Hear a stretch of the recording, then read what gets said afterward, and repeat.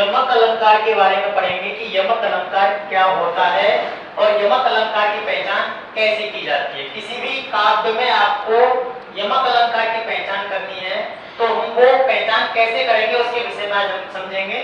तो सभी ध्यान देना। देखो बेटा, मैंने लिखा है यमक अलंकार की डेफिनेशन मैंने लिखी है, परिभाषा, कि जब जैसे यमक अलंकार मैंने यहाँ पे दो शब्द लिखा है तो मैं आपको बता दूं, दो शब्द जो है यमक का शाब्दिक अर्थ है। यमक का जो शाब्दिक अर्थ होता है वो होता है दो।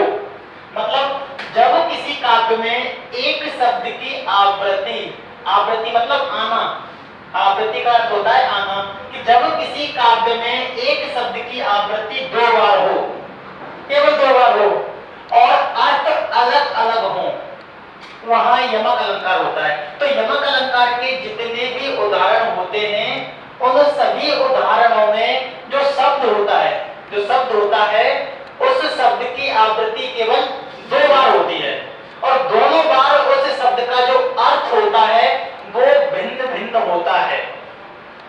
तो जहां शब्द की आवृत्ति दो बार हो, अर्थ भिन्न भिन्न हो, वहीं पे कौन सा अलंकार होता है? यमक अलंकार होता है। तो मैंने कुछ उदाहरण यहाँ पर लिखे हुए हैं तो मैं उदाहरणों के माध्यम से आपको समझाऊंगा। जैसे मैंने पहला उदाहरण लिखा है यहाँ पे, काली घटा का घमंड घटा। तो इस उदाहरण में साफ साफ दिख रहा है आपको कि घटा घटा शब्द दो बार आया हुआ है। इस जो उदाहरण लिखा है मैंने, इस उदाहरण में घटा घटा शब्द का जो प्रयोग हुआ है वो दो बार हुआ है।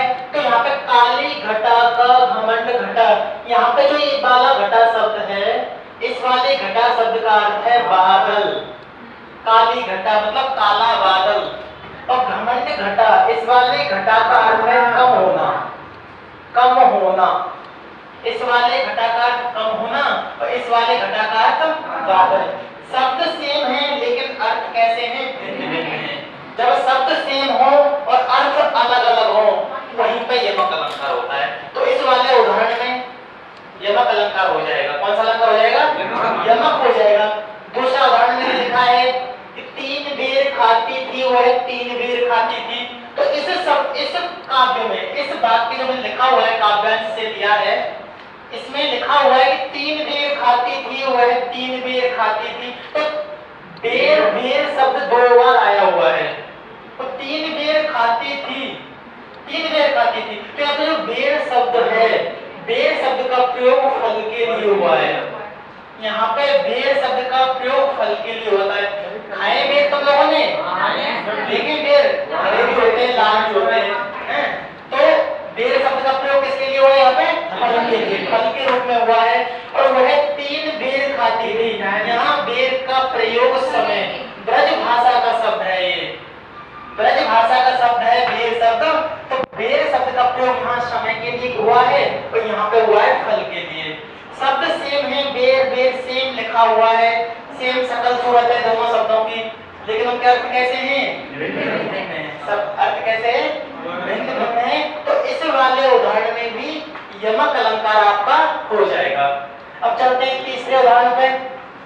तो तीसरा उदाहरण में लिखा है, कनक कनकते सौगुनी मादकता अधिकाय जा खाए बोराय नर बापाय बोराय।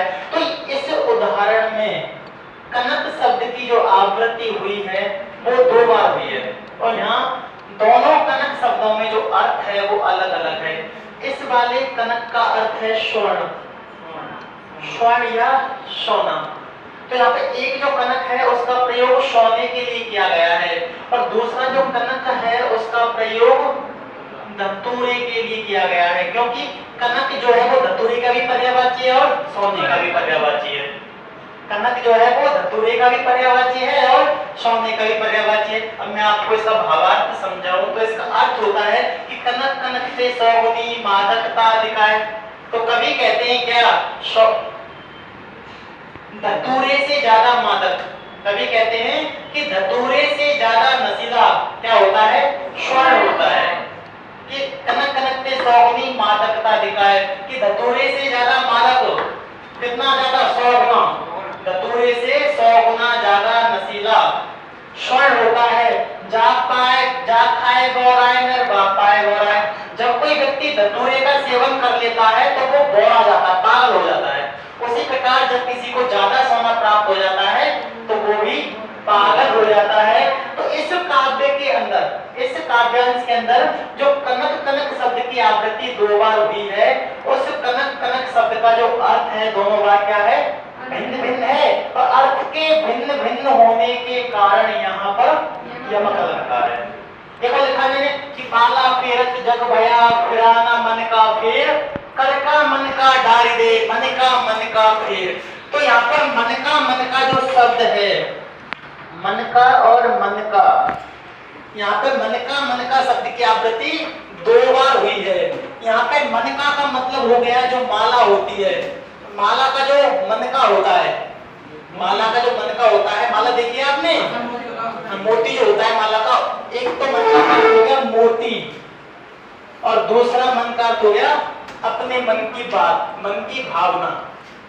शब्द सेम है लेकिन अर्थ कैसे हैं, भिन्न भिन्न। शब्द सेम हो, अर्थ अलग अलग हो और आवृत्ति केवल 2 बार हुई हो तो वहां पर यमक अलंकार होता है।